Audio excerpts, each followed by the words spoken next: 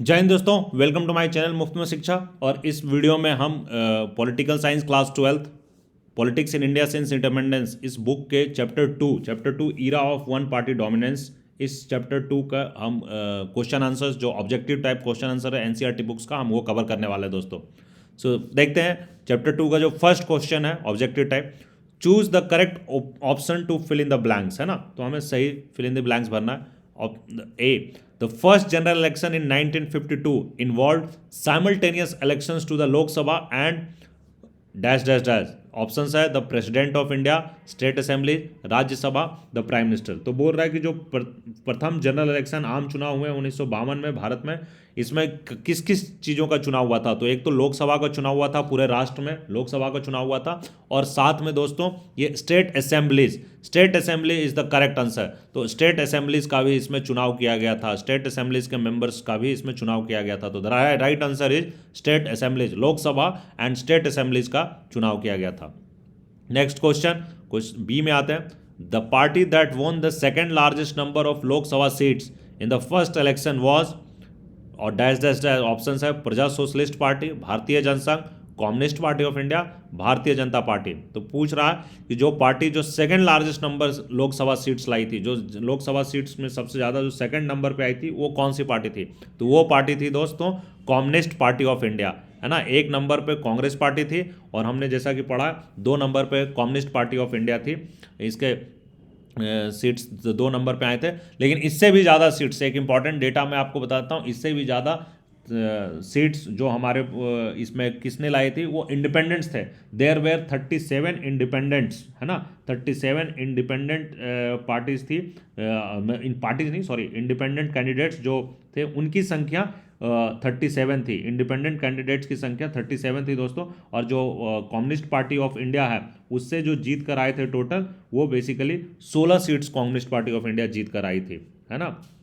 तो हम कह सकते हैं कि पार्टी में अगर बोला जाए तो Communist Party of India is that the second number.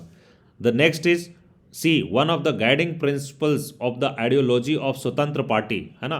स्वतंत्र पार्टी का जो one of the guiding principle था वो क्या था। इसमें है working class interest, protection of princely states, economy free from state control, autonomy of states within the union, है ना। तो कह रहा है कि जो one of the ideology of Swatantra party जो है, इसका जो नाम ही है स्वतंत्र पार्टी, है ना। तो ये क्या, इसमें क्या एडवोकेट करता था, economy free from state control. इस पार्टी का कहना था कि जो इकोनॉमी होना चाहिए वो स्टेट कंट्रोल से बाहर होना चाहिए, है ना। So Swatantra Party has been derived name from it that calls for individual freedom and liberty as the key to the national growth and prosperity। इस पार्टी का विचारधारा था, है ना। The party was against, actually the party was against any state intervention in the economy दोस्तों, है ना। ये नेशनलाइजेशन, लाइसेंस राज, इन सब चीज़ों के खिलाफ था। इसका कहना था कि जो सरकार का रोल है वो इकोनॉमी में कम से कम होना चाहिए। तो ये हमारा क्वेश्चन नंबर 1 का हम तीनों आंसर्स को हम कंप्लीट कर ले दोस्तों। नेम मैच, नेक्स्ट जो आता है क्वेश्चन नंबर 2 है, ये मैच मेकिंग है दोस्तों। तो इसमें हम देखते हैं कि क्या क्या करना है हमें। सबसे पहले एक साइड में लीडर्स का नाम लिखा हुआ है, और दूसरे साइड में इसमें लिखा हुआ है वो किन पार्टियों से बिलोंग करते थे, और ये मैच मेकिंग हमें कराना है। So will do that. First name is ऐसे दांगे, है ना। ऐसे दांगे का नाम है पहला। दूसरा है श्यामा प्रसाद मुखर्जी का नाम है। तीसरा है मीनू मसानी का नाम, और चौथा है अशोक मेहता का नाम। लिस्ट बी में देखते हैं पार्टीज में क्या क्या है। भारतीय जनसंघ 1 नंबर पे, स्वतंत्र पार्टी 2 नंबर पे, प्रजा सोशलिस्ट पार्टी 3 नंबर पे, और communist Party of India 4 number पे। तो हम मैच कराते हैं दोस्तों। जो पहले हैं ऐसे दांगे, ये किस पार्टी से बिलोंग करते थे, ये बिलोंग करते थे भारतीय कम्युनिस्ट पार्टी ऑफ इंडिया से इनका बिलोंगिंग्स था। तो ए को हम मैच करा देंगे कम्युनिस्ट पार्टी ऑफ इंडिया से। 4 is the one, A will match with number 4। Shyama Prasad Mukherjee, ये बहुत ही बड़े नेता थे, आप लोग जानते हैं। ये भारतीय जनसंघ से जुड़े हुए थे, है ना। आज के डेट में जो बीजेपी पार्टी है उसकी जड़ें भारतीय जनसंघ से जुड़ी है, और श्यामा प्रसाद मुखर्जी इनके लीडर थे, इनके फाउंडर प्रेसिडेंट थे, है ना। तो भारतीय जनसंघ। Next is Minoo Masani. मीनू मसानी कौन से पार्टी से जुड़े हुए दोस्तों। तो मीनू मसानी जो है ये आपको जुड़े, ये मीनू मसानी जो स्वतंत्र पार्टी है, जिसके बारे में अभी ऊपर में आपने बताया economy free from state control, तो स्वतंत्र पार्टी से मीनू मसानी का जुड़ाव है। तो इसको हम इसमें कर देते हैं। नेक्स्ट इज अशोक मेहता, और अशोक मेहता जो थे वो प्रजा सोशलिस्ट पार्टी, ये प्रजा सोशलिस्ट एक समाजवादी नेता थे, है ना, समाजवादी नेता थे, और ये प्रजा सोशलिस्ट पार्टी से जुड़ाव रखते थे, है ना, ये Ashok Mehta. Next is question number 3. Question number 3 कि 4 statements regarding one party dominance are given below, mark each of them as true और फॉल्स. तो वन पार्टी डोमिनेंस के बारे में 4 स्टेटमेंट दिए गए हैं और इनमें से हमको इनके बारे में ट्रू और फॉल्स हमको ये देखना है, एनालाइज करना है, हम करते हैं. ठीक है. First is one party dominance के बारे में ये बातें. First is one party dominance is rooted in the absence of strong alternative political party. तो वन पार्टी डोमिनेंस इसलिए थी, वन पार्टी डोमिनेंस जो है वो रूटेड है in the absence of alternative politics, है ना. अगर कोई मजबूत विकल्प नहीं हो, मजबूत राजनीतिक दल का कोई विकल्प नहीं होगा तो वन पार्टी डोमिनेंस होगी. ये एक सत्य स्टेटमेंट है, ये स्टेटमेंट ट्रू है दोस्तों, है ना, कि अगर मजबूत राजनीतिक विकल्प नहीं होगा तो वन पार्टी डोमिनेंस होगा. भारत में भी यही था कि मजबूत राजनीतिक विकल्प नहीं होने के कारण वन पार्टी डोमिनेंस था. तो ए का answer is it's a true statement. Next is one party dominance occurs because of weak public opinion.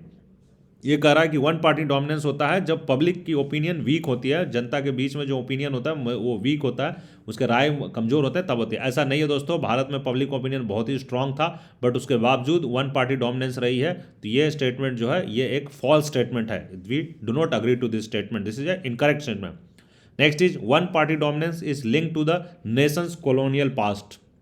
Yes, ये ट्रू स्टेटमेंट है. भारत का जो पास्ट है, भारत जो चूंकि राष्ट्रीय आंदोलन में कांग्रेस पार्टी एक बहुत जोर चढ़कर बहुत जोर से मजबूती से भाग ली थी, तो कांग्रेस पार्टी का जो डोमिनेंस था उसके कारण ही वन पार्टी डोमिनेंस रही, है ना. भारत में उसका भी एक रीजन था वन पार्टी डोमिनेंस का. तो one party dominance is link to the nation's colonial past. Yes, it's a true statement. Next is one party dominance reflects the absence of democratic ideals in the country.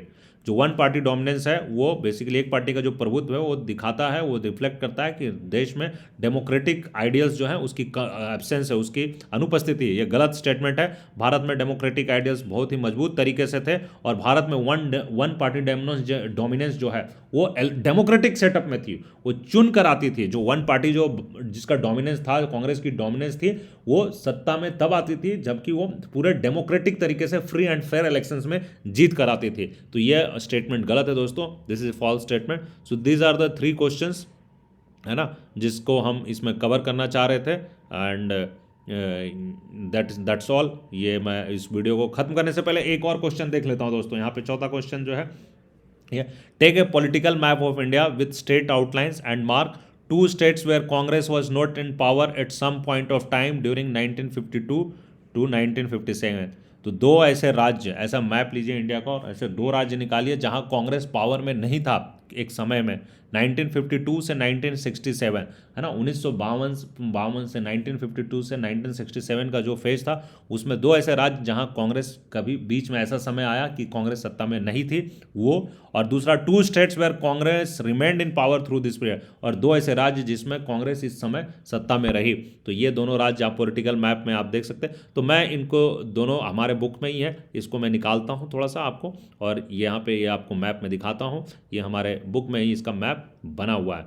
तो देखिए, पहला तो मैंने आपको पढ़ाया था केरला में पहले क्वेश्चन का जो आंसर है वो केरला एंड जम्मू कश्मीर है. केरला में सरकार बदल गई थी, केरला में EMS नमूद्रीपद की सरकार आ गई थी जिसको बाद में बर्खास्त कर दिया जाता है, वहाँ इमरजेंसी लगा दी जाती है. तो पहला का जो ऑप्शन होगा, दैट क्वेश्चन ए का जो ऑप्शन है ना, वो केरला एंड जम्मू एंड कश्मीर है दोस्तों. एंड जो क्वेश्चन नंबर बी है उसके ऑप्शंस में देखिए इतने सारे राज्य आपको दिख रहे हैं. तो इतने सारे राज्यों जो स्टेट्स है, the state ruled by Congress during 1957 to 1967. तो बेसिकली ये वो स्टेट्स हैं जहाँ पे 1952 टू 1967 में कांग्रेस की राज्य सरकारें रही है. तो मोस्ट ऑफ द स्टेट्स हैं, ये आप देख सकते हैं. इसमें से किसी 2 का आप एग्जाम्पल दे सकते हैं, किसी 2 का उदाहरण आप देख सकते हैं. और ये हमारे क्वेश्चंस का अंत कर देता है. सो बोथ द क्वेश्चंस, जो 4th के question A and question B का यहाँ पे मैंने मैप में आपको दिखा दिया है, दर्शा दिया. So that comes to an end that's all for the day दोस्तों. जय हिंद, जय भारत.